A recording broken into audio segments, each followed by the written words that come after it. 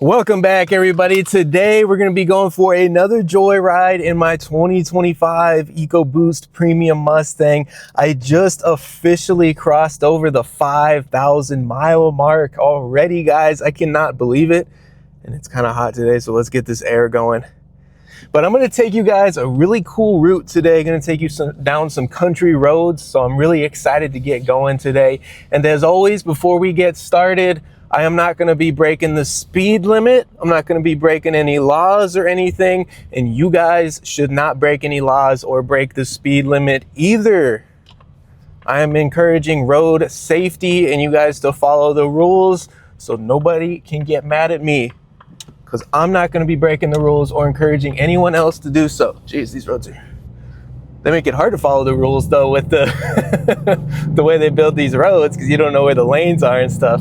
All right, so let's do it. Let's give it some gas here. I'm just in normal mode right now. I'm not going to be pushing this car super hard today or anything, but I really love going this route, guys. I don't really drive this way a whole lot just because it's so out of the way for me personally. But every once in a while, I like to just chill out a little bit, take this country road. And sometimes this route is actually better because there's less traffic. Sometimes the traffic is ridiculous, man, heading into the city. So this is kind of on the outskirts a little bit. Got some bikers coming up. And now that I have the iPhone 17 Pro, I can film this cool shot in the car, and I can just put the GoPro in the back from now on. But before, I was stuck to just using the GoPro, because the iPhone 11, if you mounted it up like this in the car, man, it was like useless. It would shake so much. You'd look at the video and it was junk. Why does somebody have a red flag up? I don't know if you guys can see that.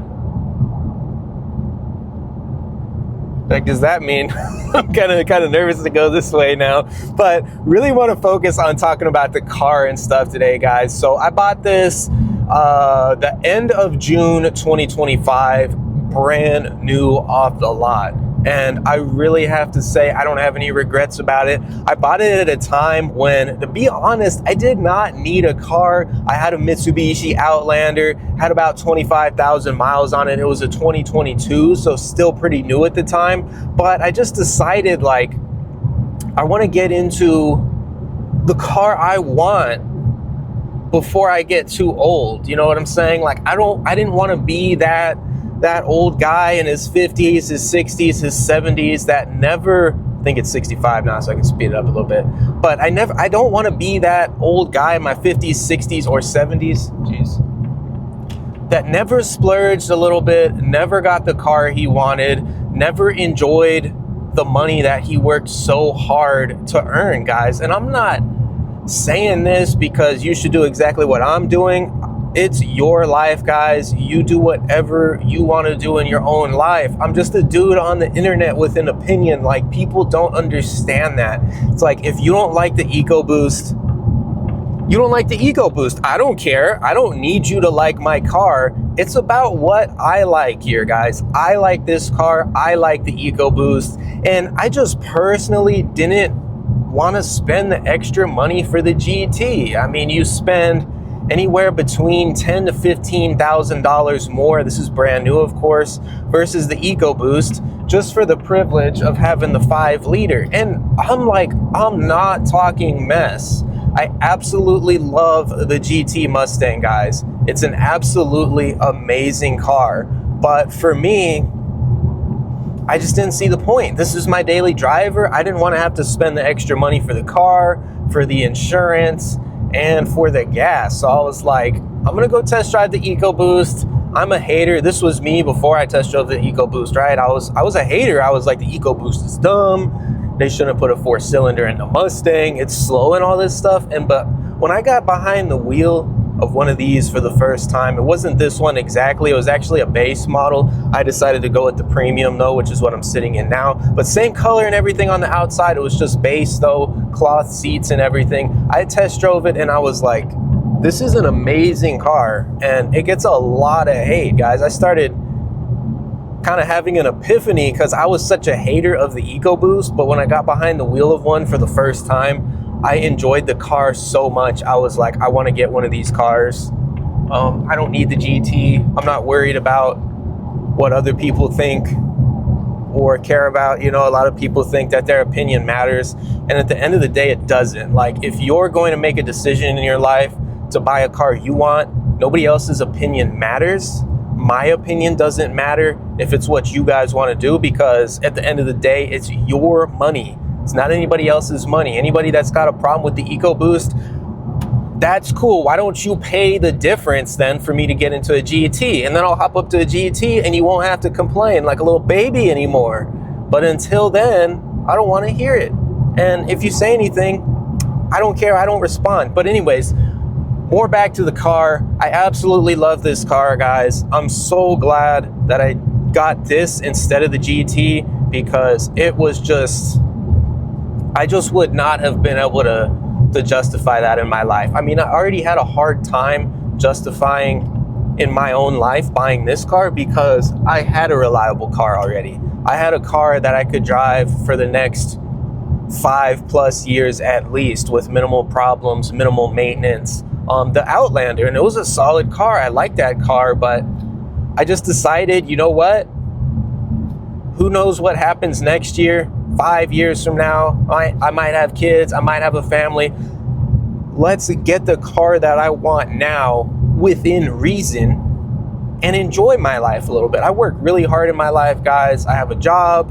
I make these videos for you guys. I do a lot of other things, have a lot of other responsibilities. So I'm like, why am I stressing out about this so much? I drove, for reference, an F-150, a 2007 5.4 F-150. Absolutely loved that truck. I drove that from the time I was a sophomore in high school until I finished college, guys. So I drove that thing, I drove that thing 7 years, guys. 7 years. I got it when it had 150,000 miles on it. Jeez, doesn't even say when it's gonna merge. But I got that thing when it had 170,000 miles. And I was like, I'm gonna drive this thing until the wheels fall off, because I don't want the car payment going through high school and college. So I decided I'm not gonna buy a car. I'm not gonna focus on the vehicle that I'm driving. I'm gonna drive a paid off vehicle so I could put my money elsewhere. And in high school and college and stuff, I was kind of broke. So I was like, I don't need to be taking on a car payment when I'm broke, when I'm a brokey, right? So I was like, just keep driving this truck till the wheels fall off. Eventually had major problems. I was able to fix it and everything, but I mean, it's just not, geez, this intersection's kind of dangerous. But it just wasn't, after it broke down, it was a serious breakdown, had a lot of problems. It just wasn't gonna be my reliable daily driver anymore. I mean, I knew if I kept daily driving it, even once I fixed it, it was just gonna have even more problems. Let's give it some gas here.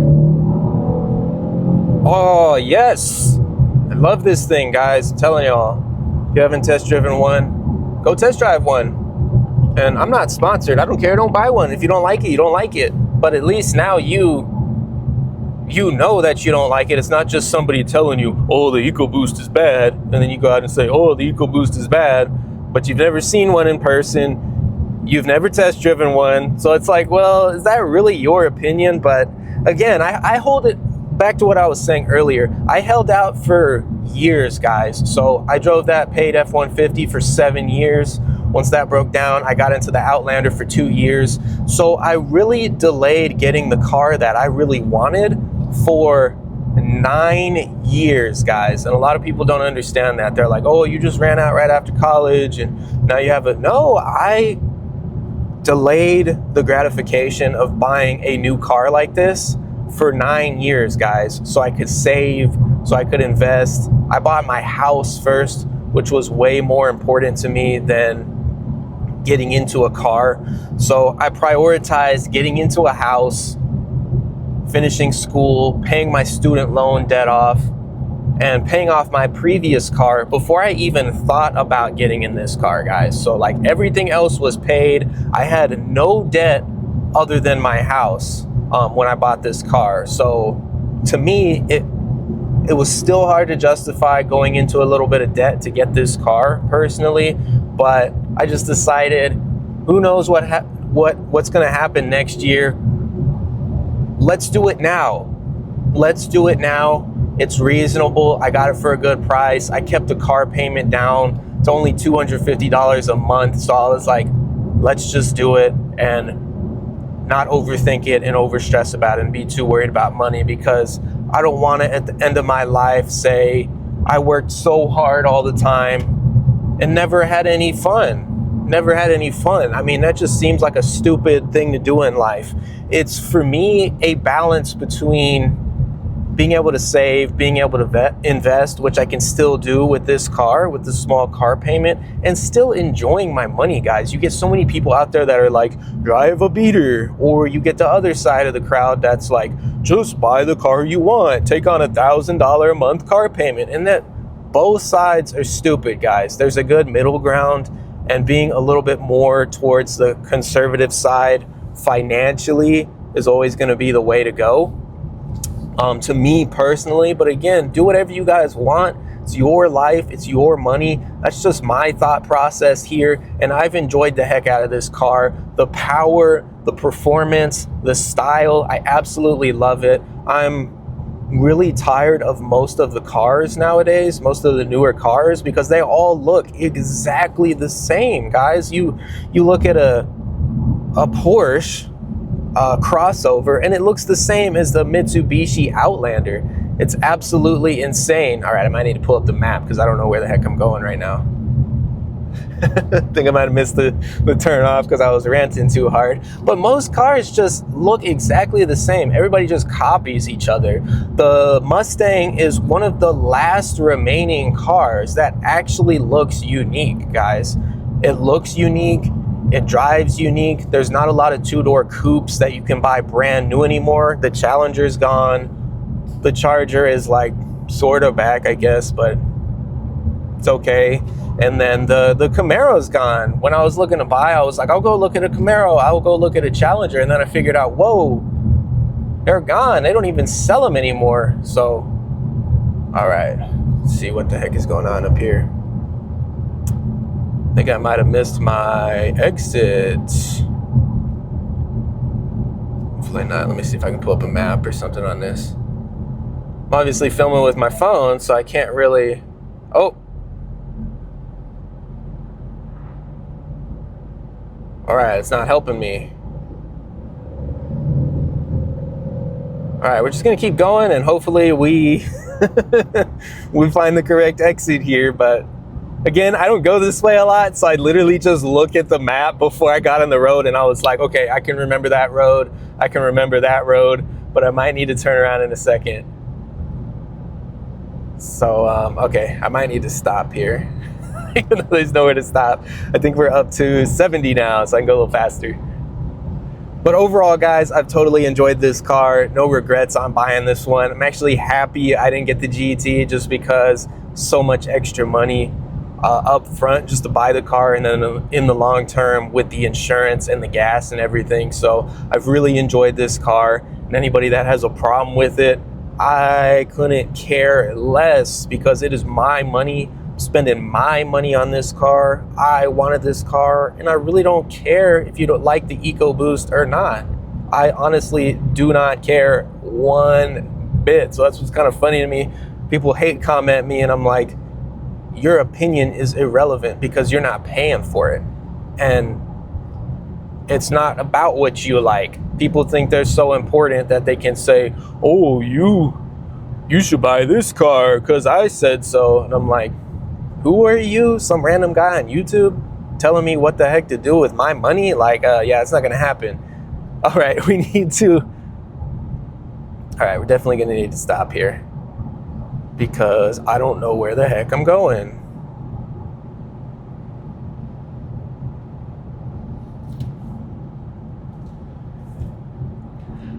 All right, but overall, that's going to be it for today's video. Just a little rant for you guys. Really enjoyed the heck out of this car so far. No complaints, no regrets. I like it, and that's what the heck matters. It does not matter what other people think. So if you guys like this car, go get it. If you don't like it, don't go get it. I appreciate you guys for watching. I need to figure out where the heck I am going, and then I'll see you guys later. Thanks again for watching.